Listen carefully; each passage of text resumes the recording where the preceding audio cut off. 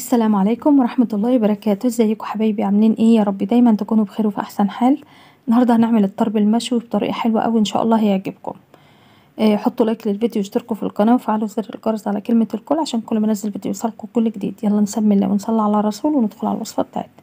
اول حاجه جبت بوله فاضيه ونزلت بنص كيلو من اللحمه المفروم، ونزلت كمان ببصله كبيره كده بشرتها وخدت التفل بتاعها، بس اتخلصت من الميه وخدت التفل.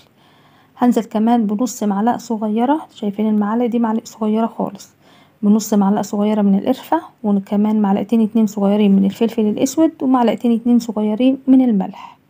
وهنزل كمان بمعلقه صغيره من البيكنج باودر. تمام، هي دي كل المقادير بتاعتنا، ما بضيفش اي حاجه تانية خالص. هتتعكي بقى اللحمه مع البصل لحد ما كله يتقلب كويس مع بعضه، يا اما ممكن تضربيهم في الكبه كده. هقلبهم بس بايديا كده لحد ما كله يديني خيوط كده مع بعضها، واوريكم شكلها.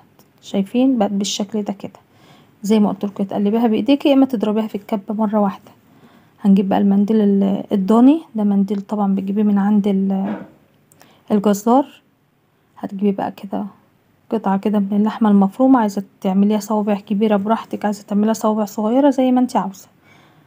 جبت كده جزء من اللحمه المفروم، وبعد كده حطيته ولفيت لفه واحده بس. ما تحاوليش بقى تلفي كام طبقه كده من المنديل عشان خاطر ما تبقاش دسمه معاكي، وتخلي الحرف ده بيبقى لتحت لما تحطيه في الصينيه. ولو اللحمه طالعه كده من الجناب بتحاولي تدخليها، بيبقى بقى بالشكل ده كده. احلى اكله بصراحه بتاكليها في العيد كمان. تعملي بقى الطحينه جنبيها وتعملي طبق السلطه جنبيها، تبقى جميله قوي معاكي. اهو بفرد المنديل كده، واخد جزء كده من اللحمه المفرومه او قطعه كده من اللحمه المفرومه، وبلفها بس كده لحد ما تتدرى اللحمه. يعني ما تلفيش كام طبقه. لما تكون الطبقه خفيفه هتيجي تاكليها هتبقى حلوه معاكي، مش ما تصدكيش على طول، مش هتخليكي تجزعي. اهو بالشكل الجميل ده.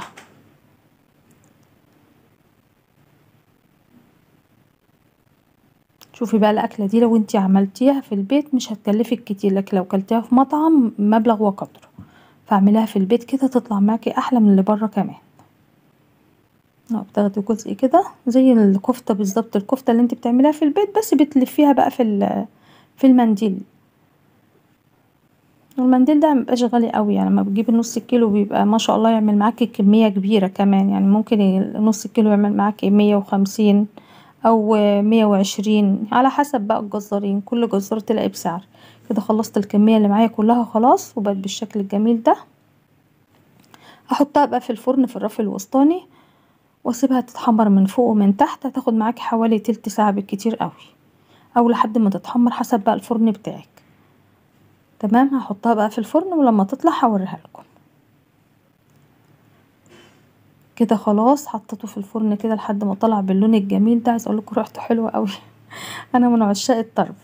يلا بقى طبق السلطه جنبي وطبق الطحينه، ويا رب يكون فيديو النهارده عجبكم. يا ريت لو عجبكم الفيديو ما تبخلوش عليا باللايك الجميل بتاعكم والاشتراك في القناه، وفعلوا زر الجرس على كلمه الكل عشان كل ما انزل فيديو يوصلكم كل جديد.